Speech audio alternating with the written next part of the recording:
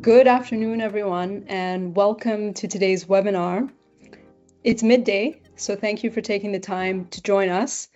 Today, you'll walk away from this session with a sharper understanding of one of cybersecurity's biggest blind spots, Vous allez third-party risk. apprendre en fait sur la cybersécurité My name et les is zones Nasreen Shams, Assistant Vice President of Business Development at Bell Cyber, and I'll be your moderator for today's webinar. So here's how we'll spend the next 40 minutes or so. We'll start with why third-party risk matters, look at the current digital supply chain reality. We'll then walk through Bell's approach and wrap up with key takeaways and a live Q&A as well. By all means, if you have any questions throughout the duration of the presentation, feel free to place those in the chat and we will get to them as we proceed.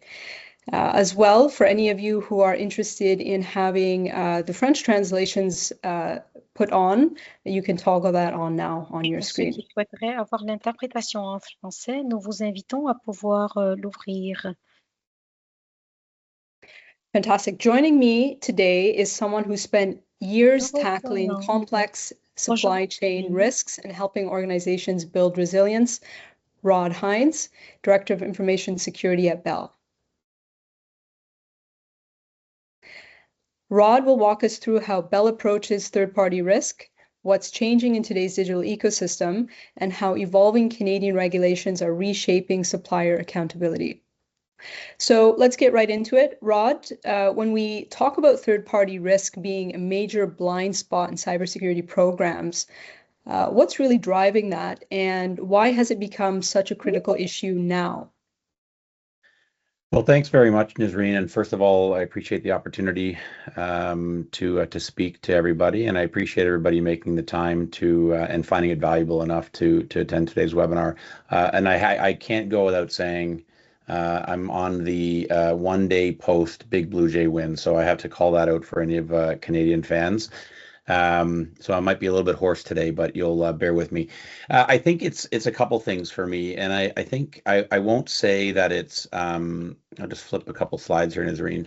I think it's not a matter of why is it only now. I think we've been talking in the industry about supply chain risks for a little while. I think the nature of the threat or the nature of that risk has changed a little bit. I think over the years and what supply chain risk or third-party risk meant or means. I think it's clear that the volume, the type of attacks we're seeing, the nature, sophistication is growing. So that's kind of point number one.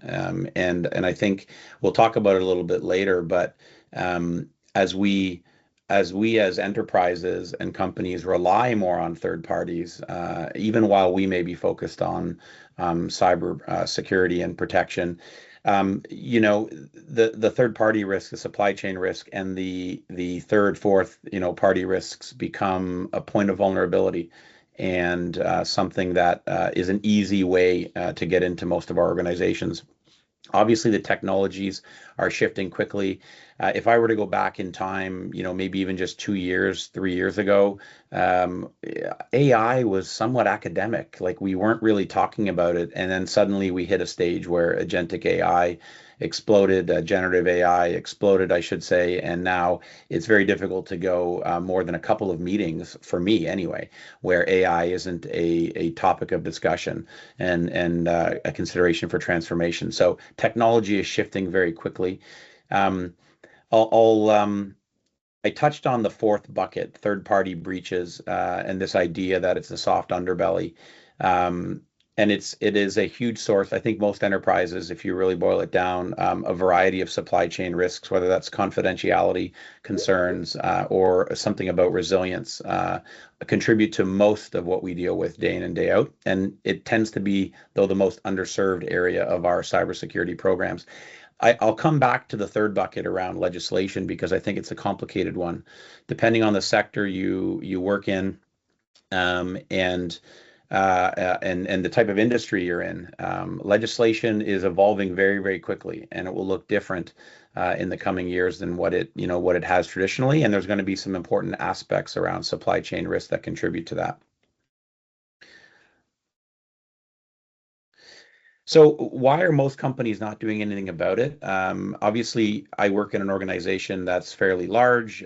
We have resources and skill sets and capabilities that some other organizations, smaller organizations, may not be able to. But what really contributes to some of the problems we see? Well, the fact is, the supply chain environment, third-party risk environment is complicated. It's very difficult to monitor, especially at scale. And when we think about how we deal with different suppliers, there's a real difference between, I'll use my examples, there's a real difference between dealing with a supplier like Google or Amazon versus dealing with, a small operator that we might use regionally to do physical work, install a phone pole or, dig conduit for fiber. So the policies, the requirements don't always look the same. The regulatory environment is, as I said, so complex. I wish we lived in a country where we had good alignment federally, provincially, municipality wise, where regulation was well aligned. That isn't true. We see, privacy regulation in Quebec, for example, that doesn't look the same as it does in Ontario. We're seeing, slow progress made on some of our federal legislation. So that can make things more complex depending on what regions, what territories you operate in, and that doesn't even include if you do cross-border work and operate in the US or extend internationally and have to comply with requirements in GDPR, for example, in Europe. And then generally speaking, most of the suppliers we deal with or that we all deal with, cybersecurity isn't their day job, right? They're doing something for us. They're providing a service, providing a skill set. And cybersecurity and IT operations can sometimes be an afterthought. They often, they can be small operations. And so that's difficult when they may not have some of the basic skill sets needed. So what are we actually trying to do when we talk about third-party risk? It's actually pretty simple. I say it's simple. These things are fairly simple buckets, and yet, for all the reasons we just covered, they can be challenging. Essentially, you're thinking about the policy side.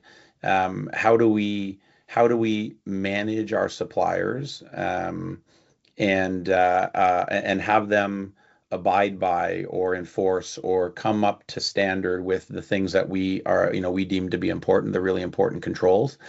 How do we establish some of the right procedures, processes, automation to manage what becomes a very big, long list of suppliers and third-party partners?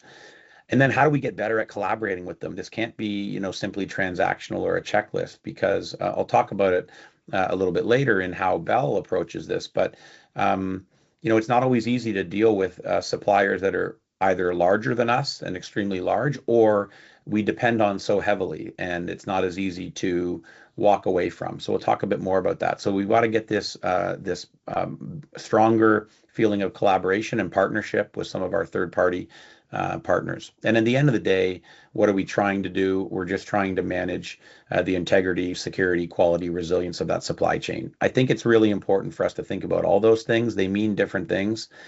Security, confidentiality, data protection is important, but we'll talk a little bit later about resilience of our services, which is actually, for me, something that we really, really focus in on at Bell.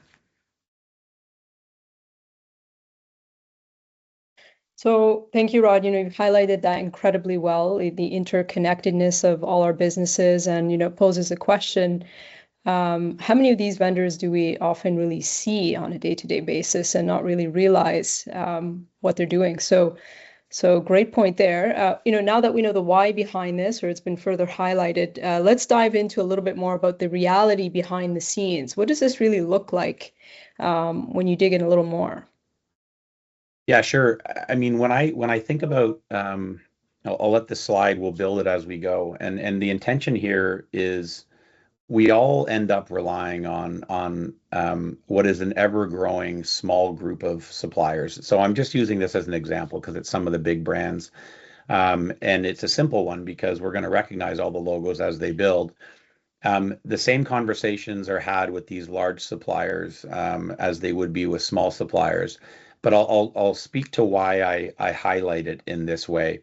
and use a real life example that we've all experienced in the last 48 hours. So we think about the large cloud platform players. And we would think that managing supply chain risk and third-party risk is much easier if you shift to cloud and deal with some of these guys, because certainly they must be able to do IT better than we can. It's their core business. And then we think about some of the large platform players that tend to be operating in those cloud environments and offer the types of large-scale services that we like to use or want to use to automate our business. So they certainly must be more resilient and more robust and have better practices than we do. They know more about CRMs and these types of solutions than we would. And then if I dive into the security specific services that we use, and you can take this really for any area, you're going to recognize all those logos. So why do I highlight it in this way? Well, this is my resilience comment, right? So it's just playing out an example where as an industry, not as just a sector, but as an industry, we all rely on these common logos, don't we? We all rely on these common brands. And what we've seen in the last 24 hours or 48 hours is an example where they are just as capable of having their bad days as we are. And it highlights why it's important to manage our supply chain, regardless of how large they are. And the example I'm speaking to, of course, is the outage we saw recently with AWS and their Virginia data center. At the end of the day, they are a large, impressive, robust partner, and yet they have bad IT days. And if we're not careful in how we deal with a supplier, and just using them as an example, and we don't ask some of the right questions about resiliency in our services or resiliency in our tenants, we've missed out on something. And we would have probably also experienced a bad day yesterday for some of the services that we would offer if we hadn't gone through the process of making sure that we had redundancy in our service. So I'm calling this out just as a real simple example. I've used it before to highlight some of our cross-sectoral dependence on common players. And if we're not all asking the right questions, we're not really going to have a good appreciation of the risks that we're all dealing with as an enterprise.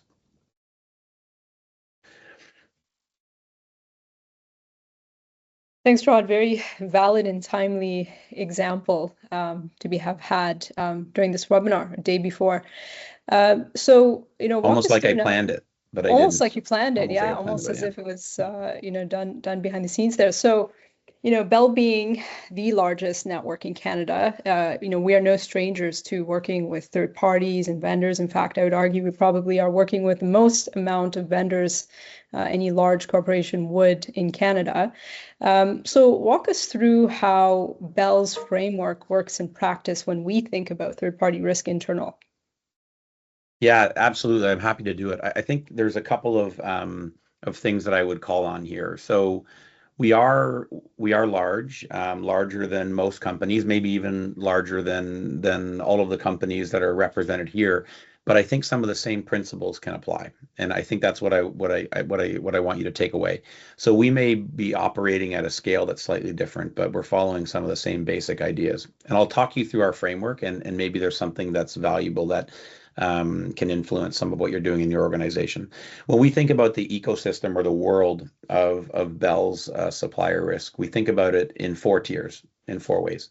I'll run through them briefly. I won't spend too much time on any one in particular, but I'm happy to ask or answer questions that you might have about specifics. But I'll give you the concept or why we do it. I'll start from tier 1 and work my way down.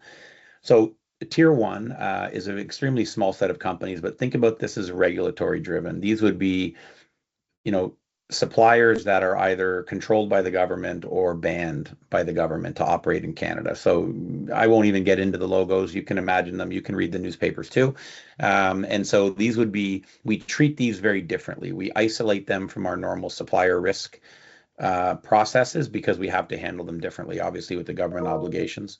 When we think about Tier 2, there's a lot of things we're doing on the threat intelligence side, working with our federal partners, where we like to look at a view of high risk global suppliers.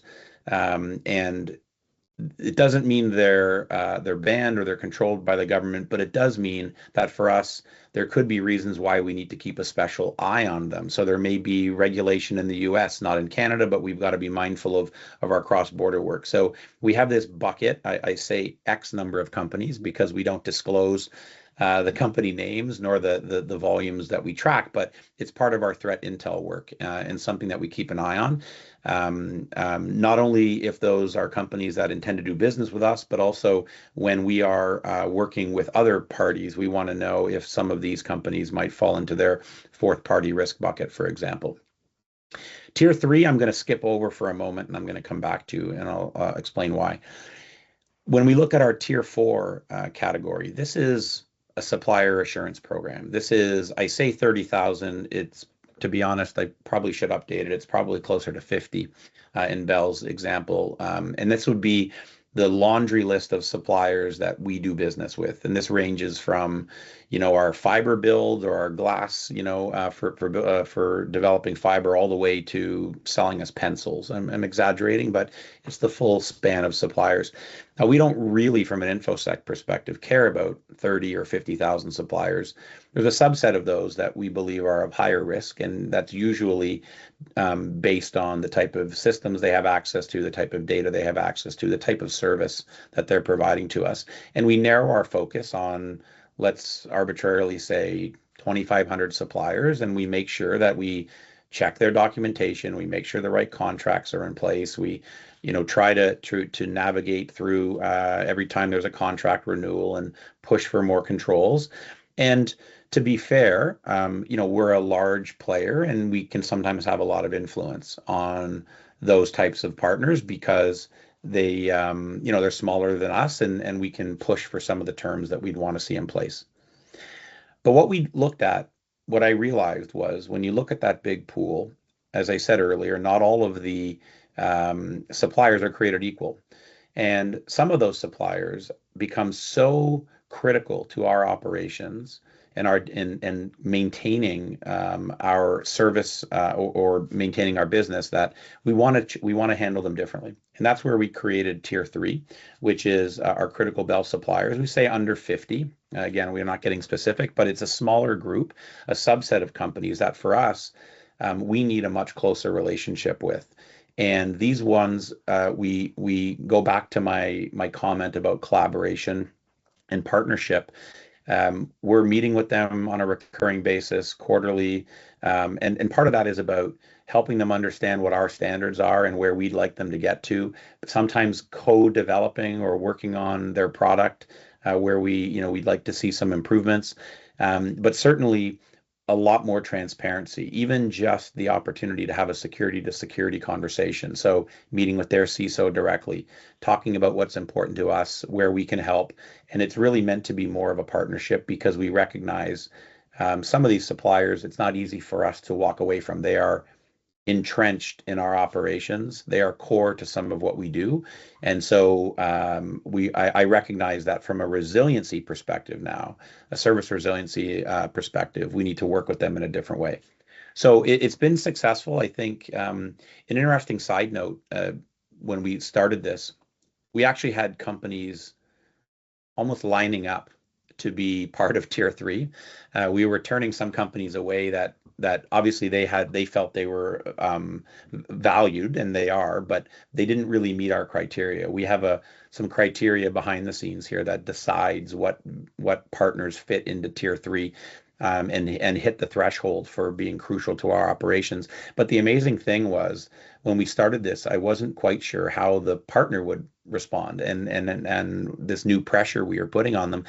And what we actually ended up with is some of the largest suppliers, and then even smaller ones that were deemed critical were very, very open. They loved the transparency. They loved the opportunity to talk about what they were doing and demonstrate the partnership. So when you look at this model, I think there are partners out there, there are third parties out there that are wanting to help, wanting to be part of the conversation.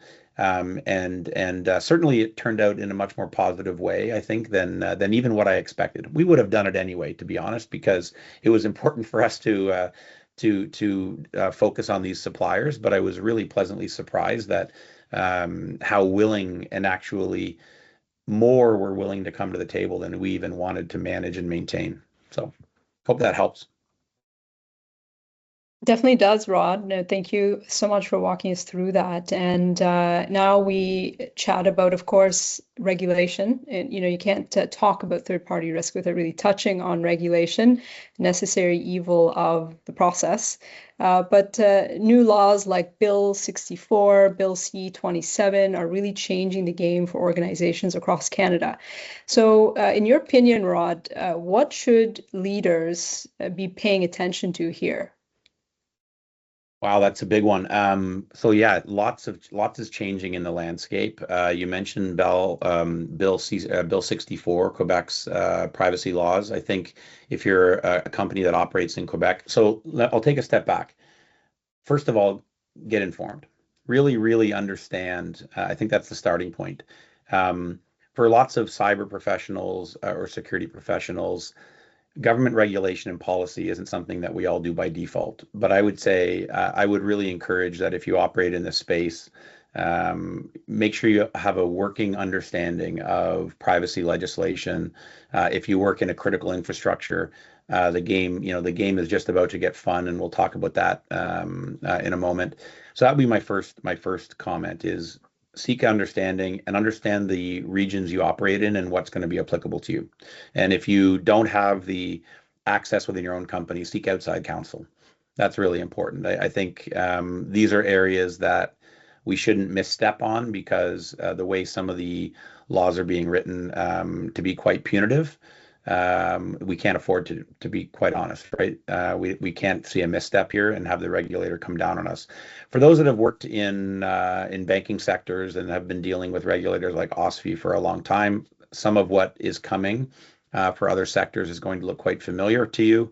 And I think all of this is about imposing basic standards, and then trying to put pressure on organizations to comply. I'll be honest. I think my position is I'm actually really looking forward to it. as much as this is going to create headaches for me and for my operations, I also, as a Canadian, am a strong advocate for regulation. We all need to do better. We all need to do more. And I think as an industry, I think this is one way to help us influence upwards in our organizations and make sure that they're keeping focus on security and privacy and data governance. So I'm a strong advocate for a lot of these and have been part of trying to influence some of that policy and working with federal partners on some of what these bills will look like. So, you mentioned Quebec Bill 64, as I said, privacy law. It's an important one, some uniqueness on this bill in Quebec versus other provinces. So, and what I've seen so far are some examples where Quebec's actually being a little bit more, I'll say aggressive, and it's probably not a great word to use, but a bit more aggressive in their application of it. And so for those operating where Quebec, where you have to follow a provincial standard, be mindful. C-27, we're not really sure. I mean, this is PIPEDA. This is the evolution of PIPEDA. And at one time, C-27, it was making progress. And then when Parliament was prorogued, when our new government was formed, or before the new government was formed, Bill C-27 kind of died. And so now it'll be whether or not the new iteration, that's why we say equivalent here, becomes a priority of Prime Minister Carney's government. We'll see. I think it's somewhat inevitable it will come. I think people are concerned about privacy. The box next to it, I think will have a lot to do with that, with AI specific regulation and how they leverage regulation or new legislation to try to drive some minimum standards around AI, whether that's from a security perspective or from a privacy use perspective. I think that'll be an important contributor. And C8 is the one that keeps me, probably awake most at night if I compare all of them. For those that aren't aware, Bill C8 is new legislation, which is probably going to pass sometime end of this year or into next year. Originally, this was called Bill C-26, and it also died when Parliament was prorogued, but it very quickly came back as C8 and is already, I believe, through second reading. and will receive royal assent maybe this year or early next year. And it's doing a couple of things. It's targeting a group of critical infrastructure sectors, telecom being one of them, which obviously Bell Canada is a part of. And it's essentially, there are some other things in the bill, but the biggest thing that it's doing is applying a basic set of cybersecurity standards. It's CCSPA is the acronym, the Canadian Cybersecurity Protection Act. And that's intended to put a basic standard for all critical infrastructure operators in those categories. And a part of that is supply chain risk. You must have a supplier risk program. That's what's really interesting about this legislation, is they're recognizing the value and the need for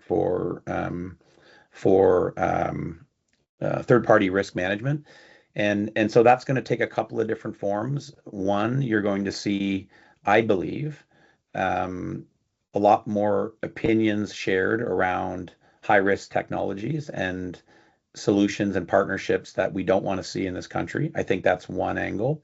And then I think the other one is challenging us to make sure that all the things we've just talked about, the type of diligence you need, the verifications of your suppliers, going through all of those things are actually in place.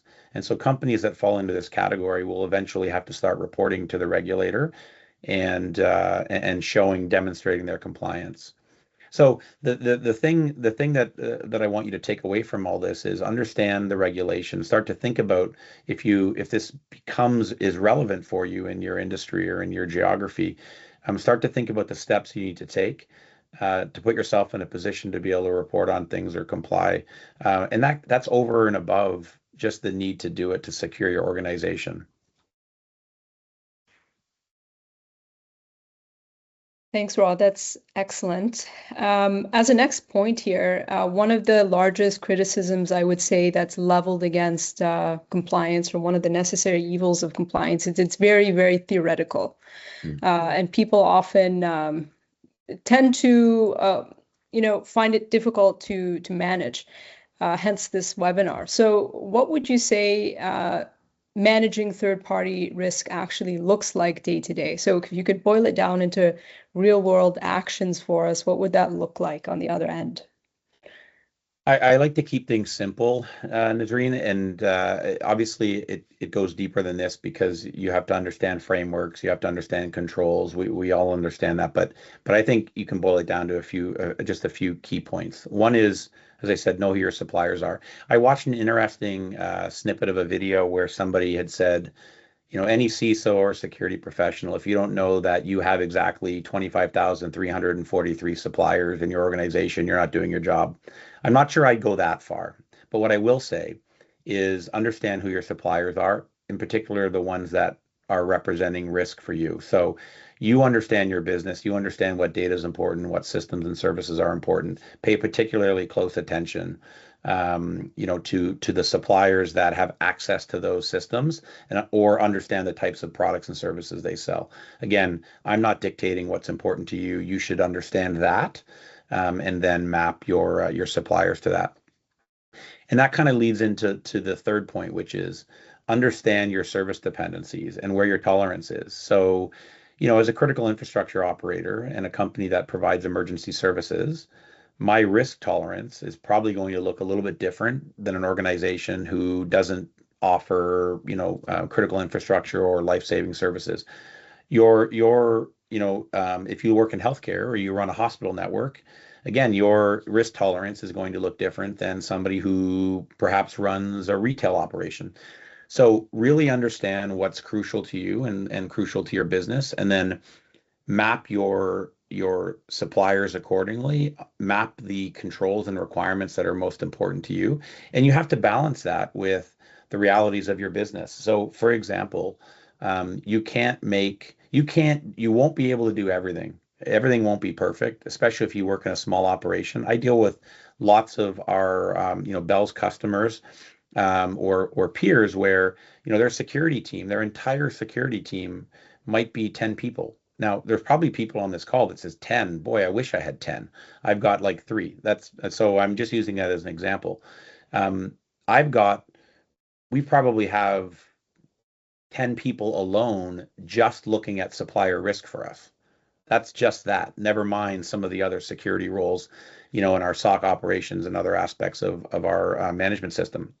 So balance it with what's appropriate for your operations and right size it. So focus in on the things that are really important.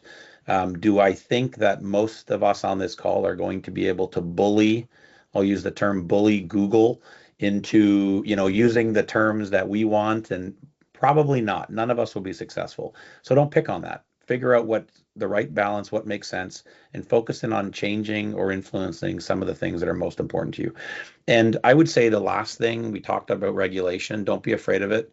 I think embrace it. I think I had this conversation with colleagues and peers. Lots of people resist it or want to fight it. Don't. It's the right thing for us as a country. It's the right thing for us as an industry. Take the opportunity to embrace it, understand it, and frankly, within our organizations, use it. I would say use it as an opportunity to educate your leadership around some of these requirements and the importance of regulation. So I'll stop there. I try to keep it simple, and I think, and then the bullet, maybe the bumper. What I would just say, this is a personal ask from me, which is understand the dependencies. I use that example of the cloud slide.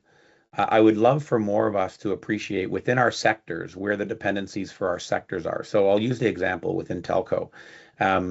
We don't have to actively plan for it, but I already know if I pick on the three large, telco players in Canada, there are others, but if I pick on the large three, the green guys, the red guys, and us, I know I have enough of a relationship with their teams and their security teams. I know who they use for their identity systems, right? We all make decisions based on what works for us as a business, but what I would encourage is to think about those critical interdependencies and be mindful of it, because what we've done is we try to do some informal collaboration and understand those dependencies so that we don't go through a situation where, and I'll use a good example, or maybe a more tangible example, when we saw the Microsoft CrowdStrike incident, right? So if all of us in the industry relied on those same two partners, we would have all been down, right? So as a critical infrastructure sector, we would have all felt the pain, and our customers would have felt the pain. So when we look at things like finance or telco or other industries, think about how you can do that sort of informal coordination and planning for resiliency of services, particularly if you're offering important services to customers. So I'm trying to keep it simple, Nazreen, but hopefully that's useful takeaway for some of the people on the webinar. It's excellent takeaway, Rod. Thank you for that. And visibility is always going to help prevent loss in no matter where it originates, right? So very critical. So we thank you for walking us through that today. Now we're going to open it up to the Q&A session. Feel free to type any questions or comments that you have in the chat live, and we'll take them. Alternatively, you're free to also open the mic and ask live. As you're doing that, there is one question that I see here in the chat that I'll read out to you, Rod, from Robert N. He asks, what software do you use to keep track of vendors and their tiers? Example, ServiceNow question.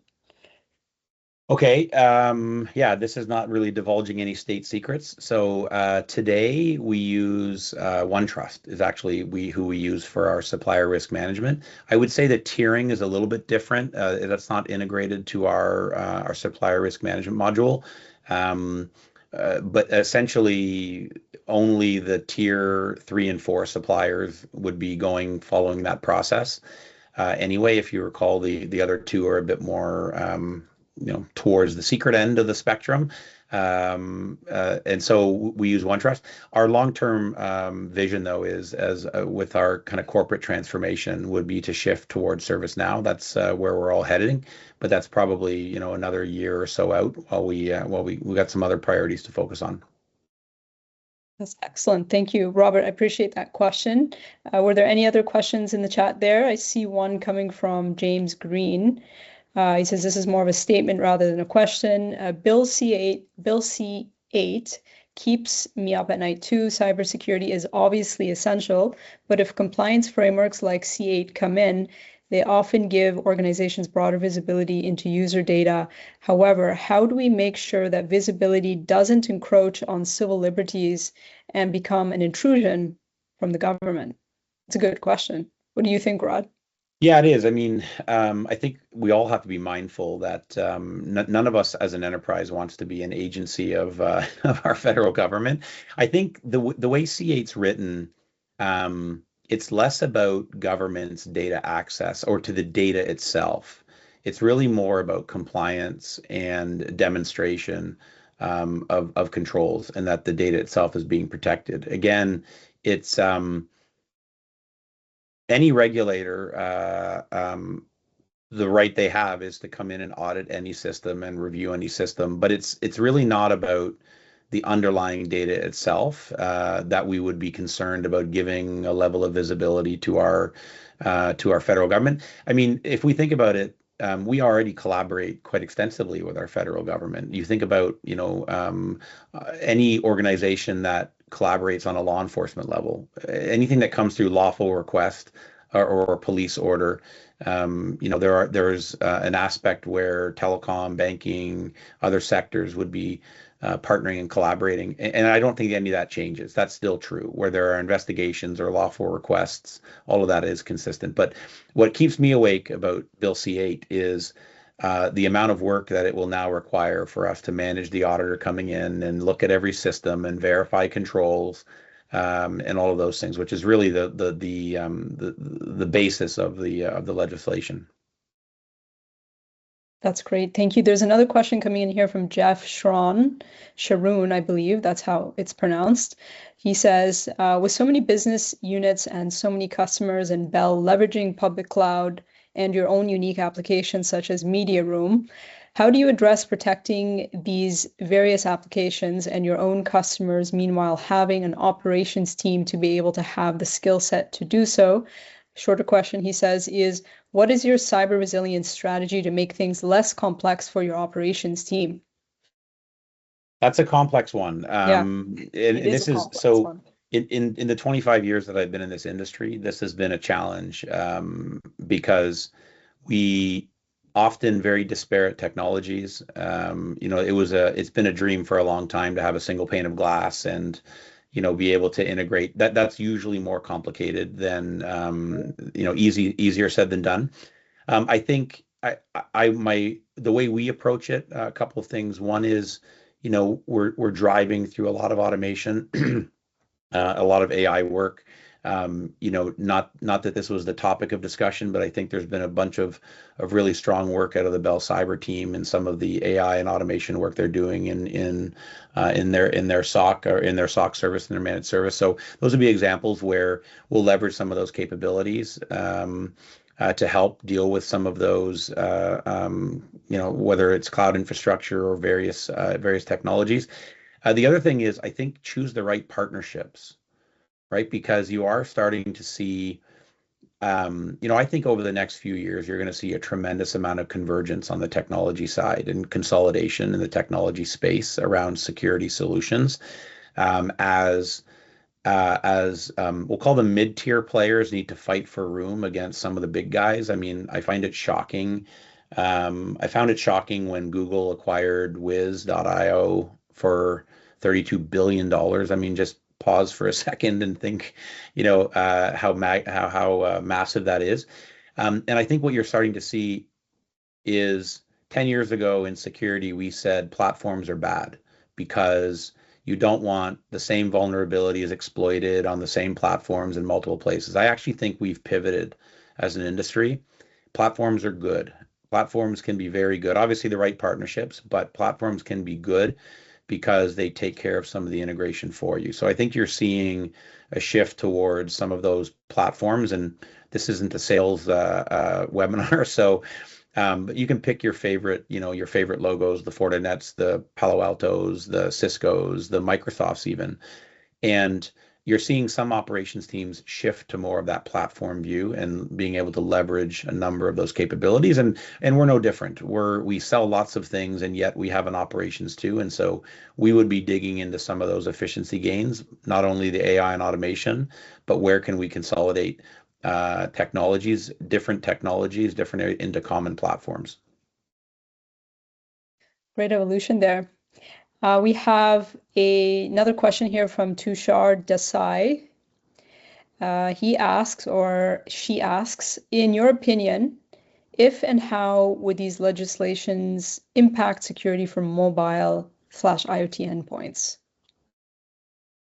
The whole mobile IoT space is one that I think you're going to see a lot more evolution and change in, because I actually think, I mean, if we think about the Internet of Things truly and what it means, and an entire world connected, every device, I've been asked before about sort of what keeps me awake, or what scares me the most, and I kind of use this anecdote. I'm not afraid of Bell losing data. Now, I say that very in a cavalier way. Of course, I'm worried about it. It's part of the thing that I focus on all the time, protecting data and not losing, sensitive customer data. That might happen, hopefully in no time soon, but it might happen, and that'll be a really rough day, and we'll have to work through it with our customers and do all the things that we know that we need to do as a responsible company. However, if you asked me to really paint the picture of the worst day that I can think of, it might look something more like, every autonomous vehicle in Canada, 10 years from now, simultaneously driving off the side of the road and killing a bunch of people. Now, that's an intentionally exaggerated example. My point for making it is, when cybersecurity transcends and starts to impact health and safety, I think it takes on a very different feel from, confidentiality or privacy risks. I think that's my big concern with IoT, and why I think you're going to see a lot more. There'll be a lot more legislated and regulated around IoT in general, because over time, IoT will look not just like a security camera at your home, but it will be supporting a number of our critical infrastructure systems and automation, whether that's autonomous vehicles, whether that's, you're already starting to see it in OT. So IoT is the big flavor, but OT is one that's particularly interesting to me, and I think you're going to see direct impacts. Some of it will be seen with C8, because utilities or energy are part of the definition of C8 for scope. And so they would already be pulled into it. But I think over time, you'll start to see more and more of it as we all become dependent on IoT or OT solutions in general. Thank you, Rod. We'll take a final question here from Robert Peloski. He asks, is it likely that C8 will impact private heavy civil construction companies, i.e. roads, sewers, etc.? So I'm of the opinion C8 is the tip of the iceberg. And I think there was an intention to what they did. So when they created the scope for C8, they've targeted finance, telco, transportation, and energy. I think I've got the four. Feels like I'm missing a fifth. But anyway, to illustrate my point, that's not the extent of the critical infrastructure definitions. If you were to go look on ICED or on the Government of Canada's website, they actually call it, I believe it's 13 different critical infrastructure categories. And so I think it was intentional that they did it this way, because they are looking at industries, one, that are deemed as a little bit more mature, because we've been in the IT game or cybersecurity for a little bit longer. And I think also there's all of those sectors, there's a sort of a day-to-day dependence for consumers and Canadians, right? We all do banking, we all rely on power, we all rely on telco. Really, those three in particular form a triad of, our day-to-day society. If you can't, communicate with people, if you don't have access to your banking and your money, and you need power to run all of that, we can just sort of imagine there's probably been fictional novels written about, society decaying and and the loss of those three things. And then you add transportation and the health and safety component of transportation and airlines and et cetera. You can start to see the personal impact. So I think those were four that were picked intentionally first. I believe eventually you start to see this permeate through other areas of critical infrastructure. And I think that might take a little while to get there, but I think it'll slowly but surely, because the idea is, how do you start to get everyone to a more common place to protect Canadians, protect our our economic sovereignty, our economic security. And I'm a big believer that our economic security and sovereignty is actually grounded in our security and data sovereignty. It's the idea that if we can't protect those things as we go forward with the emergence of IoT or OT, the emergence of some of the technology that we're seeing around AI, will actually be at an massive economic disadvantage or worse. So I think that's where it's headed. I think obviously I've got to get prepared a lot sooner than maybe civil construction companies in your question, Robert. But that's sort of my projection. Now, here's my other answer that I would give you, Robert, is just because you're not regulated, there's a lot of really important things being called out in C8 that are relevant. So it's asking you to have a framework. It's asking you to make sure you've got, follow a global practice, follow NIST, follow ISF, follow ISO, pick a standard that you particularly like. But it's just asking you to have a basic cybersecurity, information security program. I think whether you're regulated or not, I think those are important things to do, because in your industry, you will know what the risks associated to heavy civil construction companies would look like. Excellent. Well, there is a final slide here, I believe, in this deck, if we can move to that. And, with that said, in closing today, Rod, we really want to thank you for taking the time to come out and share your insights with us. We are quite lucky at Bell in the sense that we have a lot of thought leaders inside of Bell. You've been on the front lines for decades, really grappling with these complex topics. And so the insights you shared with us here today are quite beneficial, and thank you again. And for everyone who joined us today, we really do value the fact that you took some time out of your day to come and listen to some of the thought leadership and insights coming out of Bell and Bell Cyber. So if you'd like to continue the conversation, by all means, please do feel free to connect with us at Rod and my LinkedIn handles there and our emails. And if we can answer the question, we can funnel you to the appropriate people in our teams, and we can get you along with the right answer. So with that being said, I want to thank everybody once again. I want to wish you a great rest of your day, and we hope to see you on the next webinar here in the next few days. Thanks, everyone. Take care.